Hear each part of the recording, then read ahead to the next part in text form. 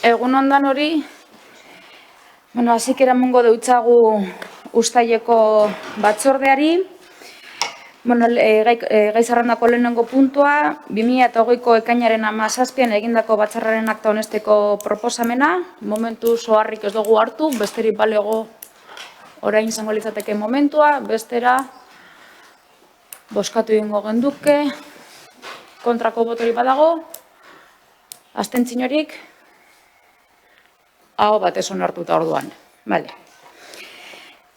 Bigarren puntua izango litzateke Getxo Kulturretxea erakunde autonomoaren 2019ko ekitaldiaren kontu orokorraren kontu ematea eta udalaren kontu orokorrean sartzea proposamena egitea.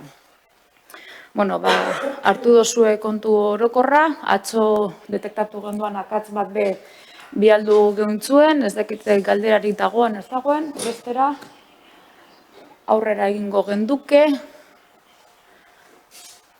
Listo, ezta? Urrengo puntua izango litzate LZ aldaketa onartzea lanpostuaren baldintzei dagokionez. Ingelesaren C1 titulua ezarritako da baldintza bezala. Dakizuen moduan, zuzendariaren postua momentu honetan luzek betetzen dau behin-behineko postu baten, eta urrengo pausuei aurrera, zuzendari egonkor bate aurkitzeko bidean, lehenengo pausuak emoten gabiltza, eta hau izango litzateke RPT-an aldaketa hori egitea, zuzendari barriak dagoeneko dokazan baldintzan bete dagiazan, eta barri bat, eta izango litzateke inglesa jakitea. Beraz, hau bozkatu egin barko genduke, ez daki komentariorik dagoan, bestera bozkatu egingo genduke. Kontrako botorik? Abstentziorik? EH Bildu, Elkarrekin Podemos eta Alderdi Popularra. Beraz, aldeko bozkak, Alderdi Sozialista eta Eusko Alderdi Jeltzalea.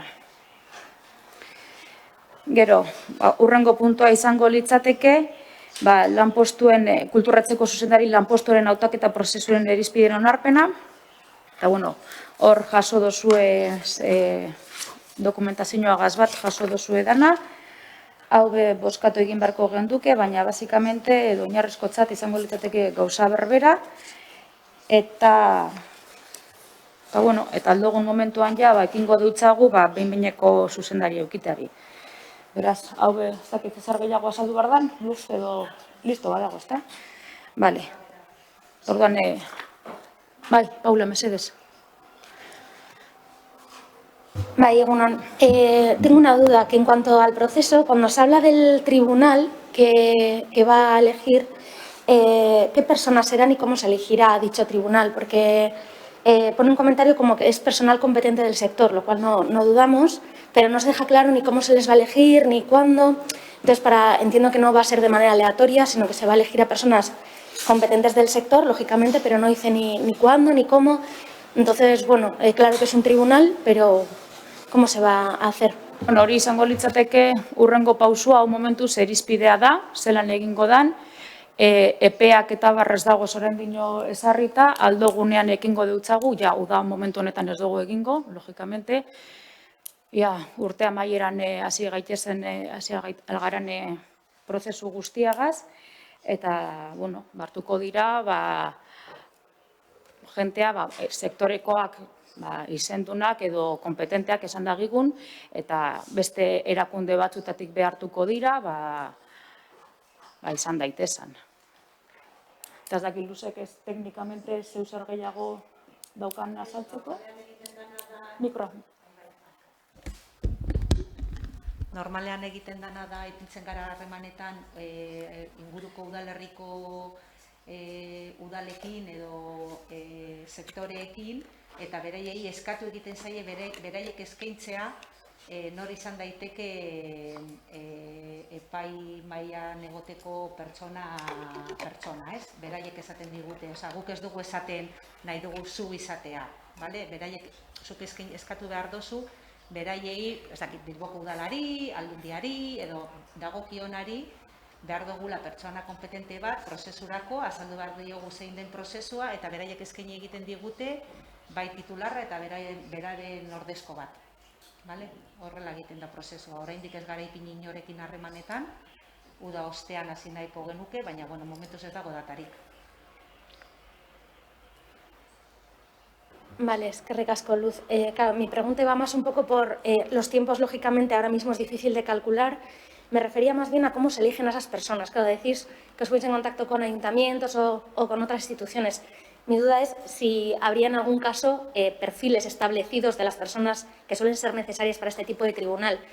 La pregunta es más que nada para que no sea algo aleatorio, porque si en vez del ayuntamiento lo elige, por ejemplo, Diputación Foral de Vizcaya y elige a quien le da la gana, así como estamos poniendo un perfil bastante concreto para poder elegir a este director gerente o directora gerente, al final las personas que van a elegir a quien se vaya a presentar creo que también deberían estar, ¿no?, de alguna manera supeditadas a algún tipo de perfil y que no sea cada una de las entidades competentes con las que se ponga en contacto el ayuntamiento, que entiendo que normalmente son las de siempre, supongo, porque tampoco se comenta, para elegir a ciertas personas para ese tribunal, porque, bueno, es para elegir a una persona con mucho rango. Entonces, por saber un poco. Esan behar da, perfil berbera duen pertsona bat. Esan behar da, goi teknikari bat, perfil antzekoa duen pertsona bat, ezin da edozein pertsona, bai, hori bai. Dicen que te acerques al micro. Ai, barkatu. Esan dudana da, normalean ez, izan behar dela perfil berberako pertsona bat, goi titulu duna eta kultur mundua ezagutzen duen pertsona bat. Ezin da esan edozein, naiz eta beraiek eskaini edozein pertsona demagun, ezin bada onartu, ez dugu onartuko, logikoa danaz. Claro, guk eskutitza bidaltzen dugunean, ja bertan esaten dugu zein perfila behar dugun, zertarako behar dugun eta zein prozesu izango dan. Claro, zubila esaten badozu eskutitza horretan izango dela zuzendaritzarako, argi izan behar dute ez duela balio edonor. Egia da, ez dugula horren besteko prozesuak izan, baina azkenengo bietan horrela egin dugu eta ez dugu arazorik izan, bidali dizkiguten pertsona kompetenteak izan dira guztiz gainera. Gracias, Luz. No dudaba de la competencia de las personas, de otros procesos, pero sí que me extrañaba que no viniera de forma más exacta la forma de componer este tribunal. Gracias. Vale. Bai. Gauzatzu bet. Uste dut bera egoala lehenago parkatu, Mikro, mesedez. Simplemente por aclarar un tema de los idiomas. En el punto 12 se exige que la persona, o sea, a todo lo que ya hay se ha añadido un punto más para que la persona que vaya a dirigir el organismo tenga un nivel de inglés C1. Pero luego, en los criterios de selección para la provisión del puesto, además se reconoce conocimiento de idiomas comunitarios. No me queda claro. ¿Qué se trataría? ¿Que sepa inglés y además otro idioma comunitario o...? Gauza izango litzateke, RPT-an, bai edo bai, eduki beharko dabe edo euskerako laua eta ingleseko C bata. Hori bai edo bai. Eta gero, prozesuan, euren kurrikuluma, memoria eta abarre eta gauza gehiago orkesten da bezanean, beste hizkuntza komunitario batzuk puntu gehigarritzat onartuko litzate. Hori da. Baina gitxienez derrigorrezkoa ingelesa. Eta gero beste guztiak plusak izango litzatekez. De acuerdo, gracias. Bai, Nerea, mesedez? Bai, galderatzu bat, hautaketa irizpidetan, C puntuan jartzen du antzeko lanpostuetako esperientzia. Eta bai iruditzen zaigula apur bat ambiguoa geratzen dela, zehaztasun gabekoa. Ze antzeko lanpostuetako esperientzia, esan nahi dut, edozein antzeko lanpostua kontuan hartuko da, adibidez, herri txiki bateko kulturretzeko zuzendari baten esperientzia kontuan hartuko da, edo iruditzen daigun nolabait ambiguotasun, zehaztasun falta daukala. Ze azkenean ez da gauza bera herri txiki bateko zuzendari batek eduki dezaken lana, edo getxo batean edukiko duena, ez? Orduan, hor bai, ezakigu zergatik igual ez den zehaztu gehiago, ez? Kontuan izanik, dimentzioak nolabait, biztanleria, getxoka dauzkan ezaugarriak, eta esaten dudan bezala ez da gauza bera herri txiki bateko zuzendariak eduki dezaken lana eta getxo edukiko duena, eta hori kontuan hartuko da. Eta, bueno, hau esan da, ambigotasun puntu hori, zehaztasun falta hori, uste dugu interpretaziorako tarte bat uzten duela. Eta azkenean interpretazioko tarteak uste ditugun bitartean, arriskutsua izan daiteke uste dugu zehaztasuna behar dela horrelako prozesuetan. Argitzarren honek irizpideak dira, gero ondoren beste pausu bat izango litzatekez oinarriak. Honek ez dira oinarriak, honek dira irizpide orokorrak. Eta gero irizpide orokor horrek oinarri zehatz batzutan baina, irizpide hautaketak dira, hau da, kriterio batzuk jartzen dira mahai gainean baloratzeko pertsona hori.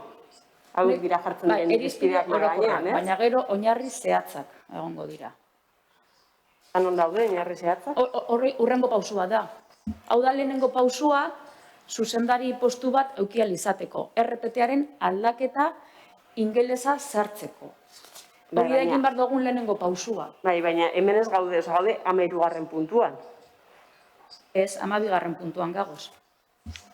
Ez, 12. bozkatu dugu da. Aitzon, bai, hori, txartu ikusi da zenbakia, parkatu. Bai, 13. Aldaketa onartu da.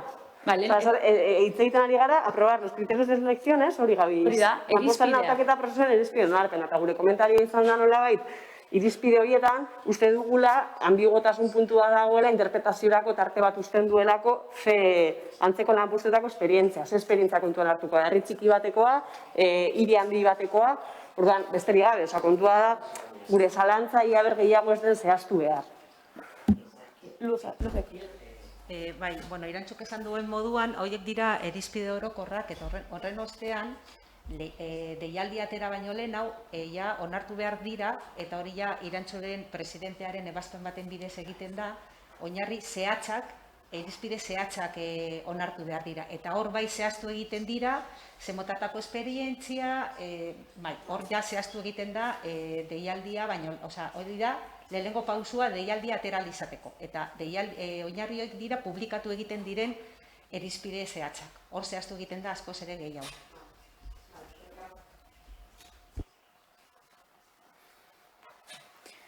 Bueno, besterik ez balego, boskaketara pasatuko ginateke, kontrako botorik, abstentziorik, Elkarrekin Podemos, EH Bildu eta Alderdi Popularra, aldeko boskak, Eusko Alderdi Jeltzalea eta Alderdi Sozialista. Gero, hemen kolatu jaku, presidente Andrearen txostenak, kolatu jaku. Deialdiagaz batera joan jatzue, joan dan batzordan esan genduan moduan, udaldirako prestatzen gengozan egitaragua, deialdiagaz batera joan jatzue, publikatu dugu bebai GK virtual bat PDF-an, formato elektronikoan, ikusiko zenduen, baina, hemen daukazue, eta, apurkan, bagoaz, osta bere, kulturrekimenak antzerkitara eroaten, eta, apurkan, joango gara jendea beha animatzen, berreskuratzen, kulturra kontsumitzera, eta, horretan gagoz, bale? Eta laster be egingo dugu, kaleratuko dugu, udazken lehenengo neguko partearen programazioa. Ja laster daukagu, ja praktikamente amaituta dago, eta dana lantzen dago ja komunikazio arlotik kaleratu alizateko. Eta, hemen ikusten dozuenez, apostu bat egin dugu, herriko ekintzailekaz lan egiteko, getxotarrak dira batez beste artista guztiak, eta ikusten dozuenez be, abanerak be hartuko duguz, eta folka be berreskuratzeko asmotan gagoz, ez aurre ikusita gonkan moduan hasikera baten, baina bagagoz ozta bere birmoldatzen folka COVID formatu baten egin alizateko, eta ekimen hori gutxienez ez galtzeko asmotan. Beste era baten egin beharko dugu, beste formato baten, txikitsuagoa, baina gutxienez aldogun heinean gauzak berreskuratu eta aurrera jarraitu eurekaz. Logikoa izango da moduan, folkak bertoko kutsu gehiago bat eukiko dau, ez da izango hain internazionala beste batzutan izaten dan moduan, baina egoera da, eta egoerara moldatu behar gara, eta daukaguzan tresnakaz lan egin, beraz, ekingo dutzagu kulturari neurri barriekaz. Eta informazio moduan hori baino ez daukagu, eta gero izango litzateke hurrengo puntua, galde eskeak, galdera 2 hartu doguz, bata Alderdi Popularrarena, zeuek irakurriko dozue, mesedez, ala? Sí, claro. El Grupo Municipal Popular de Guecho solicita que se nos informe en la Junta Rectora del estado del expediente que se abrió a la persona de la plantilla municipal de día 1 de febrero de 2020, la situación de la discrepancia tecnológica y cuándo se empezarán a proyectar películas en Musiquebarri, salvando las circunstancias actuales debido a la pandemia. Gracias. Bueno, nik galdera honen inguruan galdera bakar bateri, zati bateri bakarrik erantzun ekio, eta da noiz hasiko gara nozta bere pelikula jartzen Musiquebarrin, eta esan genkena da, asmoa dala, udazken azaro partean ozta bere ekitea pelikulak jartzeari. Espedientearen prozesua zelan dagoan, nik ezin dut barririk emon, espediente hori ez da kulturretzearena eta. Beraz, ez espedientaz dauz abaldu kulturretzeak. Personal arloari, langileriari.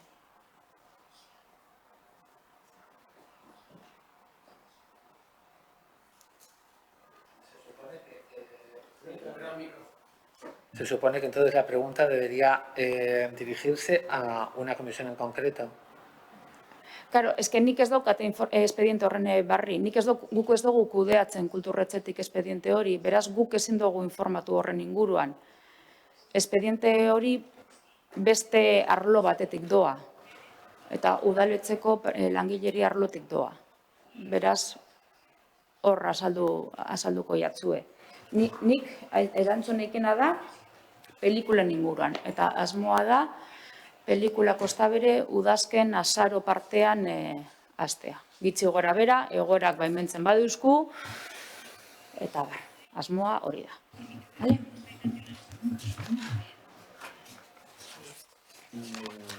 Pero, de todas maneras, entiendo que si esta persona estaba adscrita al aula de cultura y este es el órgano competente del aula de cultura... No que esan dau persona hori kulturretzeko langilea danik.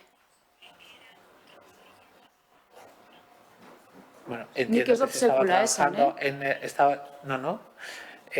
No hace falta que lo diga. Si estaba trabajando en Musiquebarri, entiendo que está adscrita al desarrollo de la cultura. No me dirá que está en urbanismo. Ah, no. Entonces, ¿en qué estaba trabajando esta persona? ¿No estaba trabajando para el aula de cultura? No. ¿Para quién trabajaba entonces? Estaba dando servicio al aula de cultura, pero no estaba trabajando en el aula de cultura. Pues está dando servicio al aula de cultura. Entiendo que el aula de cultura tiene que tener conocimiento. Bueno, estaba dando servicio al municipio, trabajando en unos actos que luego va a gestionar el aula de cultura. Bueno, que después gestiona lo... Pero una persona que está trabajando en Musiquebarri de alguna manera tiene que tener algún contacto con el aula de cultura. No puedo llegar a entender que una persona que está en Musiquebarri no tiene nada que ver con el aula de cultura. El aula de cultura no es competente en abrir un expediente disciplinario o en hacer un proceso de investigación o nada de personal que no sea del aula de cultura. El aula de cultura no es competente. Pero tendrá que tener algún conocimiento de la situación de las personas que están trabajando, aunque sea indirectamente para el aula de cultura, o tampoco. Pero no es competente. Podrá saber, no saber, sabrá lo que sabe, pero el aula de cultura no es competente para iniciar ese proceso. Bueno, y si entiendo que el aula de cultura tiene que tener conocimiento de la situación, aunque no dependa del aula de cultura la regulación de personal de esa persona, entiendo que si las personas que dirigen el aula de cultura tienen conocimiento de que existe ese expediente, tendrán que saber en qué situación está expediente. Ez dagokigu guri hori erantzutea. No nos corresponde. No nos corresponde. Bueno, entiendo que más bien es que no se quiere contestar, no es que no corresponda. No, se está lo diciendo que siento no muchísimo. corresponde. Entiendo que una persona que está trabajando en Musiquebarri tiene una vinculación con el aula de cultura, la que sea, y que en esta junta del aula de cultura no se quiere responder a esto. Que se quiere trasladar a otro órgano, de acuerdo, pero no se quiere responder, no es que no se pueda responder. Es mi opinión. Ederto ba. Uste dut EH Bildu beste galdera bateukan, nok irakurriko dau edo... Bai. A ber, bueno, da kulturretzeko ikastaroen arira galdera batzuk endeuzkan, hizkuntzaren erabilerari begirakoak. Beste batzutan ekarri izan dugu Artezkaritza Kontseilu honetara, eta bueno, irakurriko ditut galderak zuzenean. Ikasturte berria joka dugun honetan, eta aurrekoa kontuan izan, jakineko genuke lehenengoa hasiala kulturretza 2020-2021 ikasturteko tailerren eskaintza diseinatzen, bigarrena eskaintza horretatik ehuneko zenbat izango da euskaraz, hirugarrena 40.000 hartzeetako talde horretan izen emate gutxi daudela eta zer egingo du kulturretza bere euskarazko eskaintza erakargarria egiteko eta jende gehiago erakarria izateko horrela. Hauek dira galderak. Ezagit banan erantzungo dizkiguzun edo...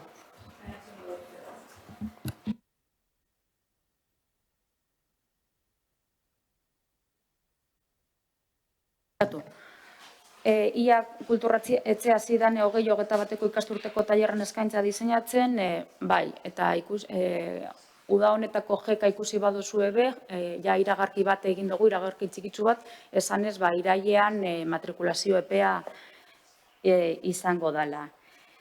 Eskaintza horretatik ehuneko zenbat izango da euskeraz, izango da ehuneko 26, edukiko duguna euskeraz.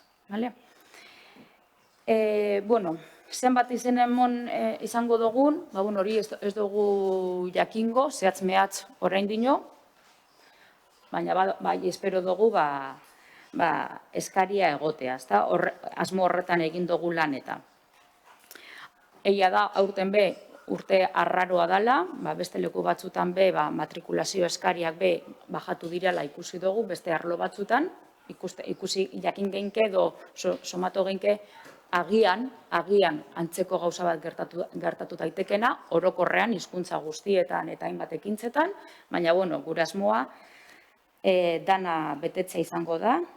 Eta, euskerazko tailerren kasuan, taldeak aurrera egindagian, euskerazko kasuetan, hartzaileen gitzienezko tartea bajatu egingo dugu, hau da, erderazko kasuetan numeros clausus bat eskatzen badugu, euskerazko kasuetan aputxuak gitziago eskatuko dugu, kursoak aurrera jarraitu ahal izan dagian.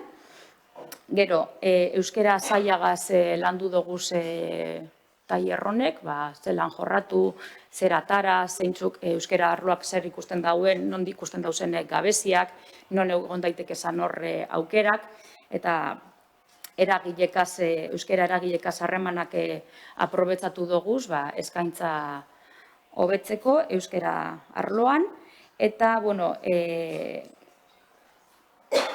beste irizpide bat izan da, euskeraz eskaintzen duguna, erderaz ez eskaintzea. Batzutan jenteak errestasunagaitik edo komodidadeagaitik edo danadalakoa euskeraz eta erderaz ikusten dagoenean zeo zer, orduan erdera jotzen dau euskerako hartu beharrean. Eta orduan hori gertatu ez daiten, euskeraz emongo dana, erderaz ez dugu emongo.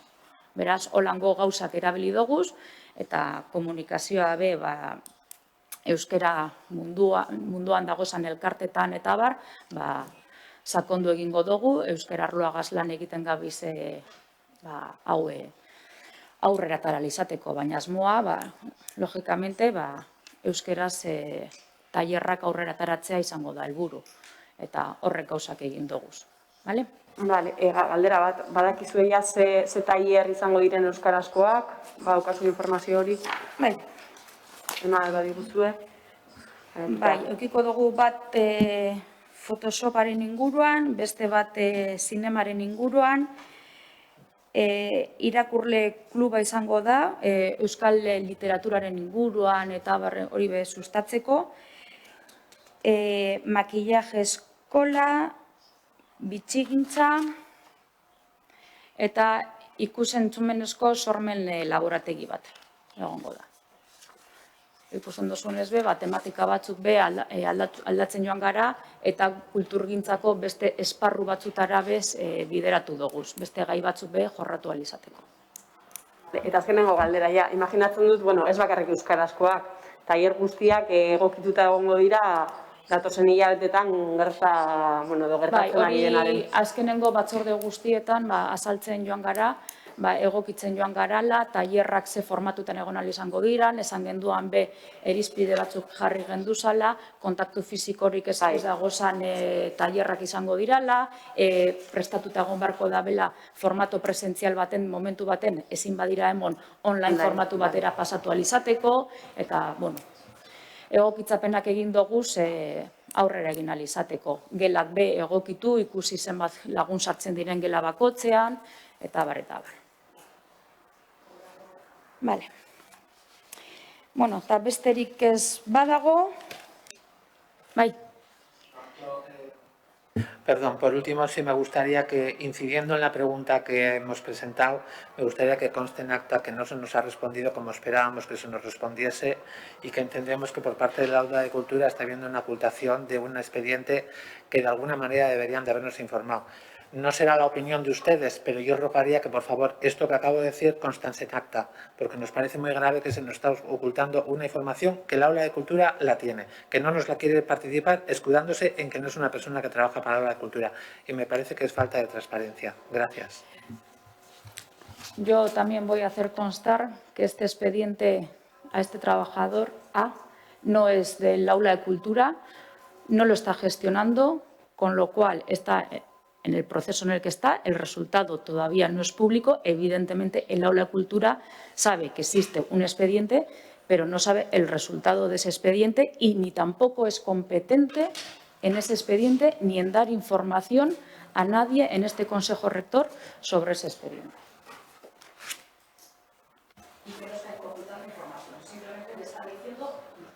Y no está ocultando información, simplemente se está diciendo dónde se va a poder dar la información sobre ese expediente. Perdón.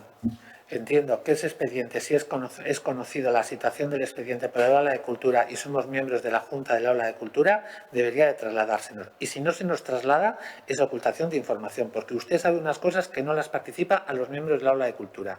Y eso es ocultar, en castellano. No sé cómo será en otra lengua. Ez daukat ezer gehiago esaten. Uste dut argi eta garbi izan dodala. Bai, Nerea? Bai, beste gai bat, ez daukatzen ikusirik. Beste galdera bat, ez dakit orain egin dezakedan. Aurrera, Nerea. Zan galdetzeko torreneko aretoaren inguruan.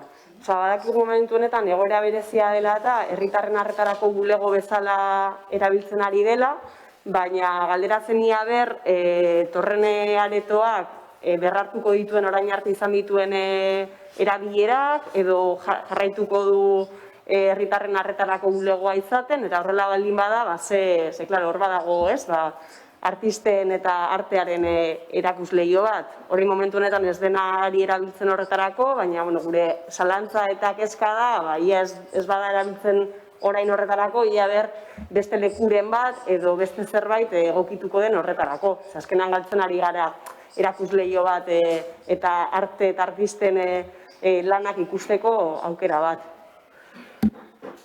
Bai, leku bat berreskuratzea gustako litzatekigu, hori arreta zerbitzuarena momentuz hor dago, segurantzean hor geratuko da, momentuz, ez dakit noiz arte edo igual segurantzean ez dakit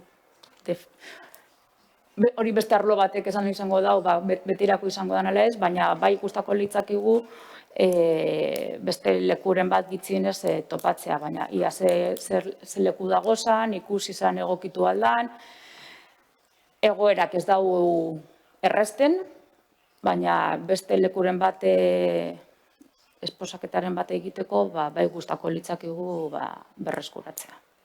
Azkenan ari gara hitz egiten, ez, egoera honetan artistek eta kulturgile gero eta zailtasun gehiago dituztela, ez, euren lanarekin eta euren bizimoduak erekin aurrera egiteko, eta kentzea udal erakundetik olako espazio bat artistek euren lanak egiteko uste dugu, are gehiago oztopatzen diegula ere euren lana eta euren bizimodua aurrera ateratzea. Orduan ikusten dugula behintzat beharrezkoa dela berreskuratzea espazio hori, nolabait ez bada atorrene, beste proposamen bat egitea eta aurrera ateratzea zerbait. Ari gara alde batetik ez, beraiei laguntzen eta gero beste espazio bat kentzen diegu euren lanak erakutsi ahal izateko eta are gehiago artea eta kultura ere sustatzeko. Guztiz ados Nerea. Ez daukat gehiago izateko ados. Orduan pentsatuko duzu eta ingo duzu alternatiba. Esan dudana, lekuren bat berreskuratzea gustako litzakigu, egoerak ez dauz gauzak erresisten, baina bai egingo dugu alegina lekuren bat berreskuratzeko.